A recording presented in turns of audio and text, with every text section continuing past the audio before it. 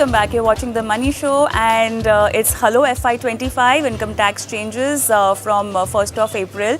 And let's get going with this, and let's help you form a better strategy in this new financial year. I have Anil Rego with me who will be talking more on this. So, Anil, the first change, or a very known change, I would like to say that, default adoption of your new tax regime. So, by default, the new tax regime would be selected for you, and if at all you don't want to be in that tax regime, you will have to go and select the old tax regime option. Anil. Yeah. So definitely, I think one needs to choose between the old and the new. And so the point is, when do you choose between the old and the new scheme, right? The tax regime. So typically, the old tax regime is beneficial for those who take advantage of a number of the deductions. And especially if you have a home loan and you're taking advantage of both Section 80C and a good part of the home loan interest, then most probably we should continue to be with the old tax regime, right? So what I would suggest is if you are able to go back and calculate it, okay, and then make a decision, because the devil is the detail. What if your interest, on your home loan is low? It may just make sense again for you to go to the new tax regime. So what is the benefit of the new tax regime? The benefit of the new tax regime is that you have lower tax slabs, okay, but you don't get your deductions. Right? It is simpler and simplified, so it makes sense for you to go for the new tax regime if you do not have too much of tax saving investments with you. But you would ideally need to compute it. It would depend from slab to slabs. The lower tax slabs, typically you will find a new tax regime again better. But for somebody in the higher tax slabs, and when you're using all the deductions well, including your home loan interest, that's when you have to opt in. So the change that is happening is, by default, you are going to be into the new tax regime. If you want to go to the old tax regime, now you have to opt in to actually go to the old tax regime. So that is something that you would need to take care of. Exactly. And if you are someone who's opted for the new tax regime, just make sure that you invest smartly, because by default, it was a part of our discipline, for all the old tax regime people to save money even by the end of the year in whatever way, in whatever form. But this kind of discipline and habit is really missing in the new tax regime. So just make sure you have your investment strategies in place. Anil, we also have the new tax slabs which were introduced earlier, but we are also getting some benefits as per the new tax regime. What are those? Yes. Basically, a whole lot of the, lower slabs are the major sort of benefit that you get in there. So that's basically, your key part of your tax saving will be higher, and it can be substantial higher, especially for the, lower tax slabs, and if you're not using audit actions. We are also getting a benefit of standard deduction as per the new tax regime, Anil? Yes, so the standard action Yeah. is something again that you'll have to incorporate in and use it, for the computation. Okay, so which is why I'm saying it's good to go back and compute it, both in the new and the old. Ideally, if you have a tax consultant, then that is something you can do it. Or there's a lot of information out there, on the web, and that is something that you could, use and take advantage of. So, as per the new tax regime, there are two benefits for all the new tax regime, the new tax regime payers. A standard deduction of 50,000, and you have the pension income benefit as per Section 80 CCD2, reduction of employers' contribution to the NPS account. So, these are something that you, being a new tax regime taxpayer, can avail. All right, and obviously, Anil, you also might want to help our viewers understand the benefit of getting your tax planning right from the first day of the financial year. Why is it important? Yeah, so just coming back to the old and new regime, I think Yeah, the yeah. point is some of the deductions are also allowed for the new tax regime. So earlier they were not allowed. Okay, so that is something which you can keep in mind. The second part of it is the beginning of the year is the best time to sit back and plan, right? Because, for example, just the choice between the new and the old tax regime. Secondly, if you go back to the old tax regime, then, you have to plan for your investments out there. If you have to do a Section 80C, ELSS fund, etc., then that is something that you would need to plan for. The other part of it, like you rightly said, actually, the in some form, the negative of the new tax regime is not necessarily encourages, long-term investment or the compulsory investment that we used to do because of the tax saving, right? So it's even more important for you to actually now step back and go back and compute it, okay, all your savings, your expenses, do a bit of a plan for yourself for the year and set up your SIPs. This is a good time to review it as well, your investments. Go back and see, have you distributed your investments across various categories?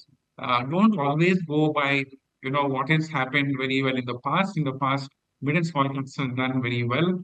Okay, you find that there are cycles between mid and small caps and large caps. So you need to be a little diversified across. And especially if there's been great outperformance from any one of them, the chance in the future is that the other takes a breather and the other one starts doing well.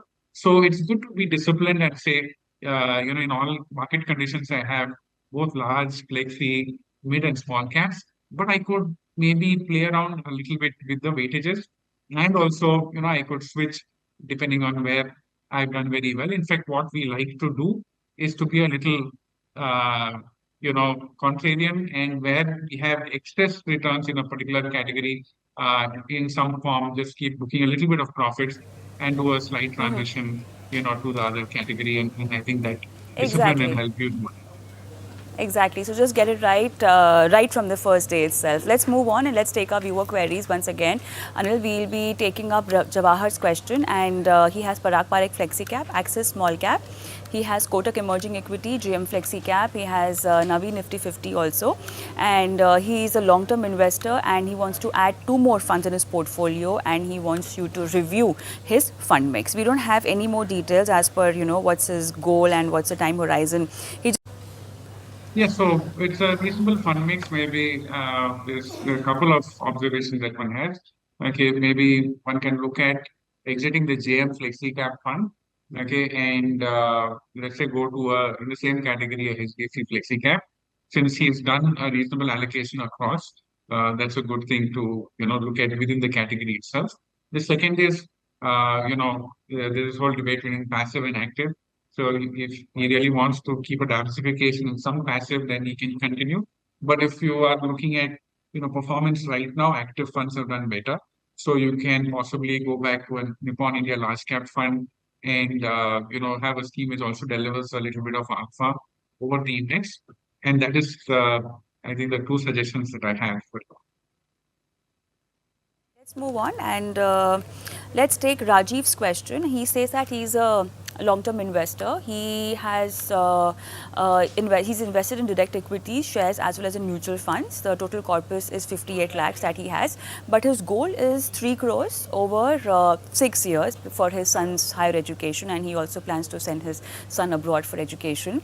And he has diversified his portfolio in the best way that he could understand all of these financial investment instruments. So the kind of funds he has in his portfolio, he has Bandhan Tax Advantage, he has Mirror Asset Tax Saver, he has Quant Tax, he has Tata Tax ELSS, he has Bandhan Flexi Cap, he has Mirror Asset Large and Mid Cap, HDFC Mid Cap Opportunity, Axis ELSS, and Motilal Oswal ELSS fund again. And he's also given us the complete value of the accumulation of the particular fund, and White Oak Capital Multi-Cap, and he has quant focused Bandhan Core Equity also. So he has a lot of tax savers, and even though he thinks it's diversified, I think we'll just need to consolidate his portfolio, and the goal is of 3 crores, and he also wants to know when can he start a fresh SIP or SWP in funds he's already invested. So SWP will be the time when he really wants the money back to him. But then so far, you think he needs to add more funds in his portfolio, or maybe cutting down will be the right strategy for him? Yes, so definitely. So I think, I would like to see how we can reduce the number of funds. One observation that one specifically has is on the tax saving funds, right? Now, some of these may have been done in the past for tax saving, and if the 3-year period is over, then it makes sense to also consolidate and move it into a non-tax saving fund, just for, lesser number of funds, and to ensure that you are able to manage your portfolio better. uh, while there are a whole lot of schemes, I think, just taking out some of the tax saving funds is something which, will help, number one. Secondly, I think even there are a couple of Bandhan funds which are there, and one can sort of review them and see whether one wants to consolidate.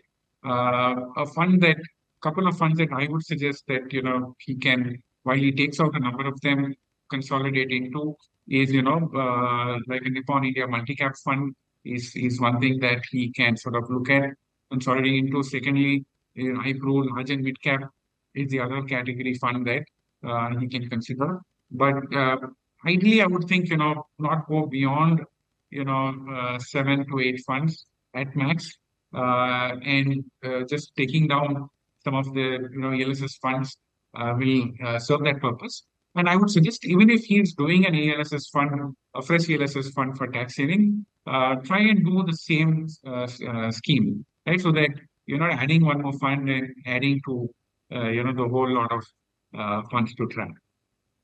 Right. I think that will be all. We don't have Rajiv on the phone line, that we would have taken more clarity on his question also. But for now, it's that we'll have to wrap up the show because time is up. Anil, thank you so much for being on the show and helping our viewers with their questions. And just in case you want to send across your questions, you can do that on our WhatsApp number and email ID. Thank you so much for watching. Goodbye.